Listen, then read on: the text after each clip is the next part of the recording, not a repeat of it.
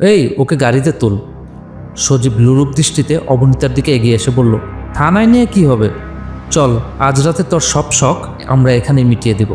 এই বলে সে অবনীতার উন্না ধরে টান মারার জন্য হাত বাড়ালো। অবনীতা এক ঝটকায় পিছিয়ে গেলেন। তিনি বুঝলেন আর অভিনয়ের দরকার নেই, খেলা শেষ করার সময় এসে গেছে। অবনীতা তার ব্যাগ থেকে ফোন বের করতে যাচ্ছিলেন, কিন্তু সেলিম প্রায় ঝাঁপিয়ে পড়ে তার হাত থেকে ফোনটা কেড়ে নেওয়ার চেষ্টা করলো। অনেক নাটক হয়েছে, কাকে ফোন দেওয়ার চেষ্টা করছিস? আজ তোকে কেউ বাঁচাতে পারবে না। সাব ইন্সপেক্টর শেখ সেলিম আর কনস্টেবল সজীব মিয়া, আপনারা দুজনই গুরুতর আইনি অপরাধ করেছেন।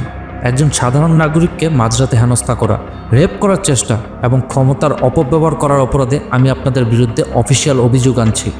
সেলিম হেসে পরিস্থিতি সামলানোর চেষ্টা করে বলল, বাহ, ডায়লগ তো ভালোই দেন। আমাদের আইন শেখাতে আসছেন?